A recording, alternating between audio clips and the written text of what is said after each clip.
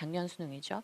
수능에 비해 다소 어렵고 올해 9월 모의평가와는 비슷하게 출제된 것으로 보입니다. 추상도가 높은 소재들을 전격 배제하였고요. 공교육 과정 내에서 다루는 내용으로 문제풀이 기술보다는 지문을 충실하게 읽고 이해를 해야만 하는 문항을 다수 배치하여 전체적인 변별력을 확보하였습니다. 총평 드리겠습니다. 영어 영역은 총 45문항이고요. 듣기가 17개, 읽기가 28문항으로 출제가 됩니다. 그래서 이번에도 그렇게 되었고요. 소위 킬러 문항의 요소를 배제했습니다. 영어과 교육과정의 내용과 수준에 맞추어 고등학교 영어과 교육과정 성취 기준이라는 기준이 있어요. 근데 그것의 달성 정도, 그리고 대학에서 수학하는데, 공부하는데 필요한 기본적인 영어 사용 능력을 측정하기 위해서 총 4가지 영역에서 듣기, 말하기, 읽기, 쓰기 이렇게 되겠죠. 영어니까.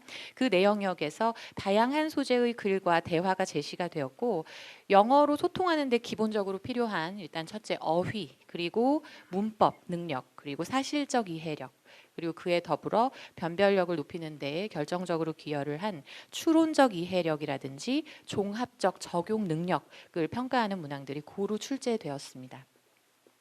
EBS 수능 교재와는 53.3%, 총 24문항이 연계되었는데요.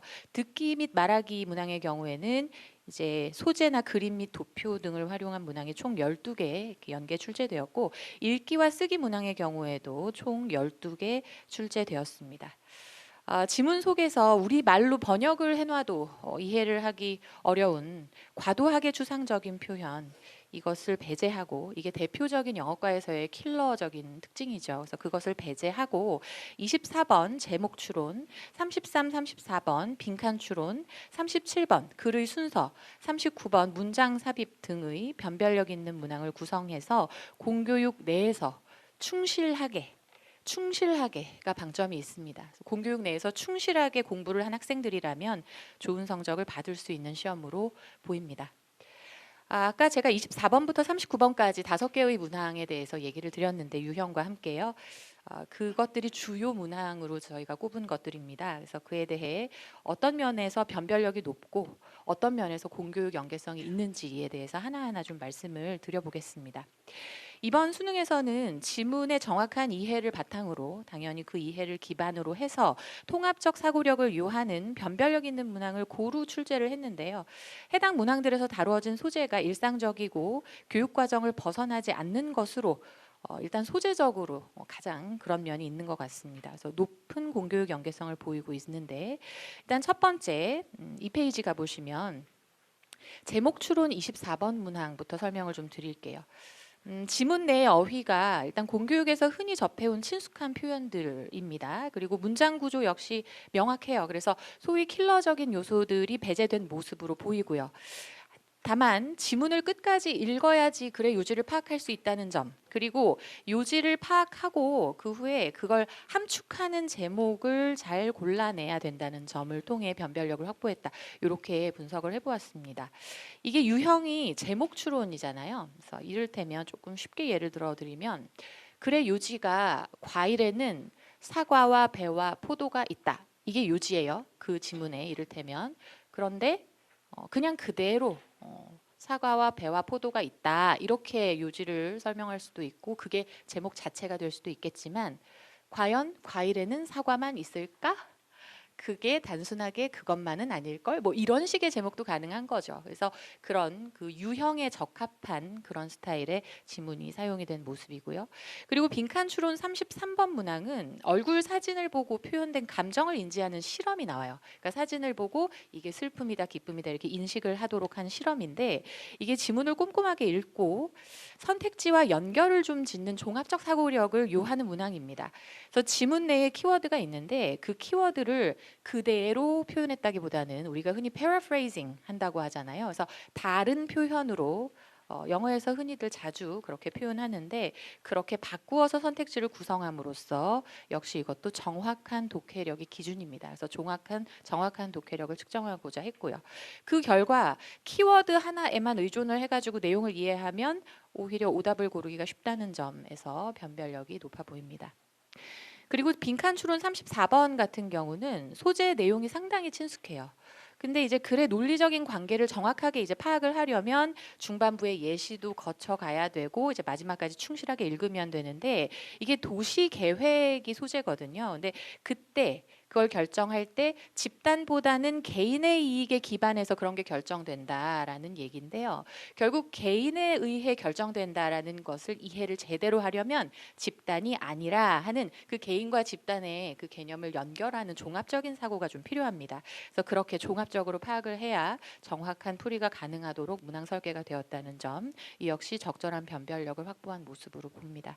그리고 글의 순서 37번 문항 경우에는 몇 가지 단서만으로는 문제 해결을 할 수가 없고요. 이제 단서가 충분히 있습니다만 그 단서들을 잘 종합해서 생각을 해야 한다는 점, 그 부분에서 변별력이 높아 보입니다.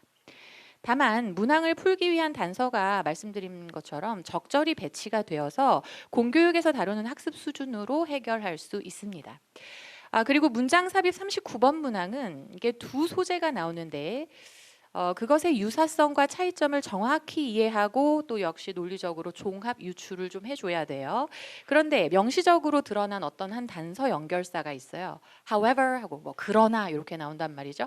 근데 그거 하나만 딱 보고 그 다음에 역접으로 이어지면 딱 좋겠다 하고 어떤 단어가 오면 되겠지 이렇게 생각하면 역시 오답으로 가는 지름길이 되거든요. 그래서 그렇게 글의 흐름을 오히려 기계적인 풀이 방식으로 뭐만 보면 된다 이런 스타일의 그렇게 풀어내면 안 되는 문항이 되겠습니다. 다만 찬찬히 꼼꼼하게 읽는다면 공교육 범위 내에서 배운 지식으로 충분히 해결할 수 있는 변별력이 있는 문항입니다. 이렇게 5문항 소개해 드렸고요. EBS 연계율에 대해 말씀을 드리겠습니다. EBS 연계율은 50% 이상 또 연계 방식을 유지하면서 체감 난도는 높이겠다라는 출제 방향에 따라서 듣기 말하기뿐 아니라 읽기 쓰기 문항까지도 전체적으로 체감 연계도가 높아진 모습이고요. 문항 연계율은 53.3% 되겠습니다. 그 상세 문항들은 참조해 주시면 되겠고요. 그러면 지금껏 말씀드린 내용들 종합해서 종합 의견 드리면서 마무리를 하겠습니다. 2023학년도 수능과 문항 배치가 유사합니다. 그리고 친숙한 소재를 다루었지만 충실하게 지문을 읽고 선택지를 분석해야 풀 수 있는 문제를 다수 배치해서 2023학년도 수능에 비해 다소 어렵고 올해 9월 모의평가와는 비슷할 것으로 예상합니다. 9월 모의평가의 기조와 유사하게 단순 문제풀이 방식을 기계적으로 적용을 하기보다는 독해력과 종합적 사고력을 바탕으로 지문을 여러 번 말씀드리네요. 충실하게 읽고 선택지를 정확히 분석해야 됩니다. 이는 소위 킬러 문항적인 요소는 배제를 하면서도 공교육 안에서 변별력을 확보한 것으로 보입니다. 그래서 특히 변별력 있는 문항으로는 아까 말씀드린 5개 문항 되겠고요. EBS 연계율도 역시 말씀을 드린 바와 같습니다. 비연계된 유형들이 이제 쭉 다음에 설명이 되고 있는데요. 그런 것이 있지만 이제 전반적으로 관광이라든가 뭐 중고 거래라든가 다중 리터러시, 그래서 그냥 어떤 텍스트만 보고 텍스트로부터 우리가 이해하는 그런 문해력이 아닌 뭐 그 미디어들이 요즘 많아졌잖아요. 영상이라든지 그림이라든지 그걸 다중 리터러시라고 표현했어요. 그래서 그런 거라든지 아니면 과학자의 그들만의 성역이 아닌 미디어에 참여하는 과학자들의 모습이라든지 요즘 많이 보이는 많은 학생들이 익숙한 현재의 모습을 반영한 소재라고 생각하는데 이러한 일상적인 소재들의 지문을 다수 포함하고 있습니다. 이상입니다. 네, 그럼 지금부터 10분간 영어 영역에 대한 질의응답을 시작하겠습니다. 마찬가지로 질의하실 기자님께서는 손을 들어주신 후 소속 성함 말씀하시고 질의해 주시길 바랍니다.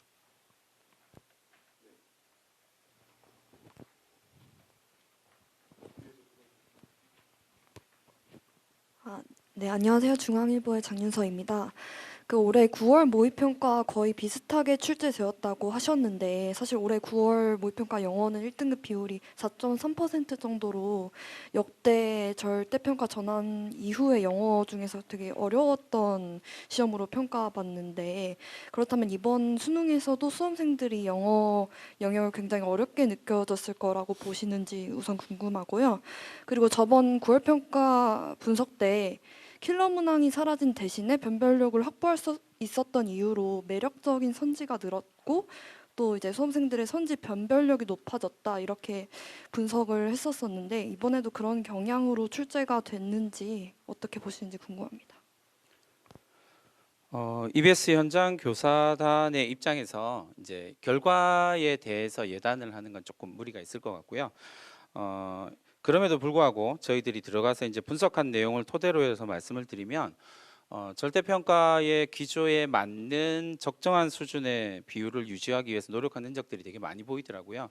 그래서 그런 부분들에 있어서는 이제 친숙한 소재 그리고 교육적으로 가치가 있는 소재들을 활용을 해서 그런 부분들에 있어서는 절대평가 기조에 맞는 비율을 맞추기 위해서 그런 결과가 나올 거라고 기대한다 정도로 말씀을 드릴 수 있을 것 같고요. 매력적인 선지에 대한 이야기들은 이제 앞서 우리 언어 영역에서 계속 말씀드렸던 부분이긴 합니다. 그래서 그런 부분들이 단순하게 이제 함정을 파거나 아니면 오답을 끌어내기 위해서 틀리도록 유도하기 위해서라기보다는 심층적인 사고로 끌고 가기 위한 선지들이다라고 이해를 해주시면 좋을 것 같습니다. 실제로 출제된 영어 문항 전체들에서는 이런 심층적 사고를 확인할 수 있는 단계형 문항들이 조금 다양한 난이도를 가지고 출제되었다라고 말씀드릴 수 있을 것 같습니다. 네, 그럼 저쪽 반대편 기자석에서 질문하실 기자분들 안 계실까요?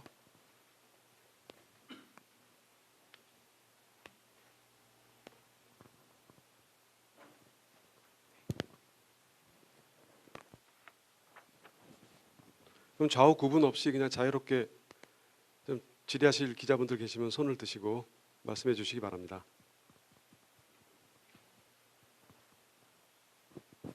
네. 네, 그 전반적인 내용을 좀 여쭤보고 싶은데 지금 어쨌든 국수 영이 다 출제가 돼서 오늘 이제 시험이 공개가 됐는데 작년 같은 경우에는 수학이 조금 어렵게 출제가 되면서 조금 국어와 수학, 영어 세 과목을 놓고 봤을 때 좀 수학이 좀 영향을 많이 좀 미칠 수 있다 이런 전망을 좀 조심스럽게나마 해주셨던 것 같아요. 근데 올해는 좀 어떻게 보시는지 전반적인 그 영역별, 그러니까 영역 개별 영역 말고 좀 전반적인 그 경향에 대해서 분석을 좀 부탁드리겠습니다. 네. 2024학년도 대학 수학 시험 능력 전체는 이제 영역별로 봤을 때는 국어, 수학, 영어 전체 영역을 놓고 보면 전년도와 조금 유사한 수준의 기조를 유지하려고 노력을 했다라고 하는 측면들을 말씀드릴 수 있을 것 같고요.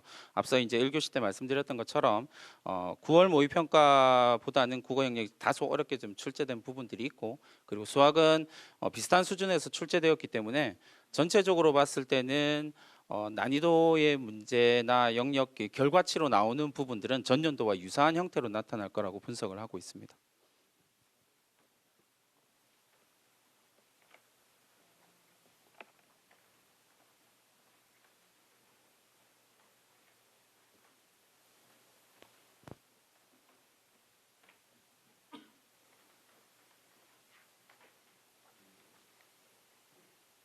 더 질의해 주실 기자분들 없을까요?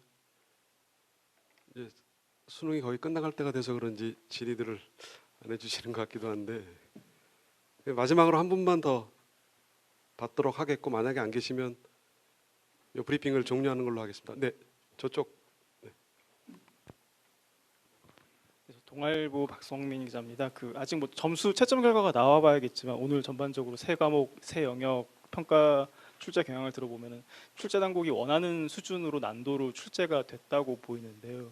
이렇게 할 수 있는 거였다면 그 동안은 왜 이게 안 돼왔던 건지 좀 근본적인 의문이 들거든요. 그 동안은 왜 이렇게 킬러 문항이 수험생을 괴롭혔고 난도 조절에 그렇게 어려움을 겪어서 들쑥날쑥했는지 지금 보면은 대통령 한마디에 그냥 일사천리로 모든 난도라든지 이런 게 당국이 원하는 수준으로 이루어진 것 같아서 이게 왜 그동안 힘들었던 건데 이번엔 이렇게 원하는 방향으로 잘 됐다고 보시는지 좀 말씀 듣고 싶습니다.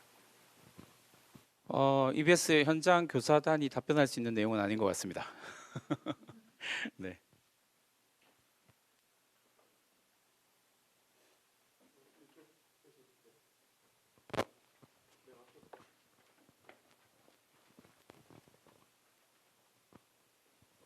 네, 안녕하세요. 헤럴드 경제 박지영입니다. 뭔가 질문이 없어진 건 시간이 오래돼서도 있지만 사실 국어, 수학, 영어 모두 비슷한 말씀이 반복이 되면서 그러면서도 그렇다고 해서 어떤 킬러 문항이 무엇인가 그러면 이 시험은 어떻게 평가를 받을 것인가에 대해서 뭔가 명확한 답을 내리기 어려워서인 것 같습니다. 뭐 그거랑 관련 있는 질문은 아니고요. 이거 전반적으로 봤을 때 영어 영역 같은 경우는 소재에 대한 얘기가 좀 많이 나오는 것 같은데 일전에 킬러 문항으로 했던 걸 보면 사실 철학적인 부분이나 과학 개념 이런 문제들이 좀 출제가 됐는데 그러면 이번에 소재가 친숙하면서도 좀 까다로웠던 문항 지문은 좀 어떤 게 있고 소재가 친숙하면서도 어려울 수 있었던 건 그 문제가 어떤 좀 특징을 가지고 있어서였는지 말씀해 주시면 좋겠습니다. 예, 답변 드리겠습니다. 아까 제가 5문항 말씀드린 것이 이제 사실은 이제 기자님이 말씀 주신 것에 대한 답이 될 것 같긴 해요. 그러니까 소재가 친숙하면서도 어려운 문제들이 어떤 것이 있었는가가 질문이신 것 같아요. 근데 대표적으로 저희가 이제 분석을 하면서 기억에 남는 문제는 사실 33번입니다. 그래서 33번을 그 부침 자료를 좀 보셔도 좋겠는데요. 아까 제가 잠시 설명드리기로 이렇게 얼굴 사진 보고 표현된 감정을 인지하는 실험이 나오는 감정 파악이라는 소재, 그 소재 자체는 이제 많은 친구들한테 익숙할 수 있지요. 우리가 일상에서 살면서 누군가의 감정 파악을 하는 일은요. 근데 이제 이게 빈칸 문제죠. 그래서 이제 빈칸이 한 중간쯤에 나오면서 3분의 1 지점 정도였던가요? 그래서 실험이 일단 소개가 되고 실험 결과 부분이 빈칸이고 그 바로 다음부터 그러니까 빈칸은 비어 있고 그 다음부터 그게 그 결과가 나온 이유를 쭉 설명하고 있어요. 그러면 일단 그 논리적인 흐름, 실험 소개와 그래서 결과가 어떤데 그래서 그 원인은 뭡니다 하는 그 논리를 느껴야 되겠죠. 그죠? 그래서 일단 그 흐름을 파악해야 정답을 이제 찾을 수 있는 것. 물론 이게 공교육 내에서 항상 그 논리적 흐름 파악에 대한 훈련을 상당히 많이 하고 열심히 하는데 이 논리적 흐름 파악은 단순 요지 파악보다는 어려운 유형, 어려운 문항이 맞습니다. 그래서 그런 면에서 상당히 이제 공부를 허투루 한 친구들 입장에서는 어려울 수 있었겠지만 성실하게 한 친구들은 풀어낼 수 있었겠고요. 그러니까 다른 말로 해서 변별력이 갖춰져 있다는 얘기인데요. 그리고 이제 키워드가 있는데 읽다 보면 이제 어느 부분이 조금 반복이 되면서 키워드라고 느껴지는 이제 덩어리가 있죠. 근데 그거를 잘 이해했어요. 근데 그 키워드가 그대로 오답지에는 막 들어 있는 거죠. 그래서 이제 흔히 단순하게 제대로 독해를 하려는 마인드를 애초에 버리고 그냥 이거는 내가 이거 봐서 확실히 키워드는 이건 것 같으니까 답은 이걸 것 같아. 이런 식의 생각으로 답을 이제 고르려고 하면 오인하기가 상당히 쉽다는 점. 그리고 이제 정답 선택지 부분에서 사실 참 이거 되게 잘 낸 문제구나라는 생각을 이제 분석단에서 했던 건데 정답 선택지가 되게 쉬운 어휘로 구성이 돼 있어요. 많이 어렵게 뭐 이렇게 꼬아져 있다든지 그 선택지 자체가 되게 독해를 열심히 해야 되거나 그렇지 않았어요. 근데 그냥 쉬운 어휘로 구성되어 있는데 주요 메시지를 다른 방식으로 패러프레이징을 한 거죠. 그래서 다른 언어로 새롭게 표현을 했다 보니까 그거를 이제 좀 더 생각을 하면서 그걸 이게 그 말이 그 말이구나라는 것을 파악할 수 있는 독해력이 필요한 거예요. 그래서 저는 이제 하나 고르자면 33번을 말씀드리고 싶습니다.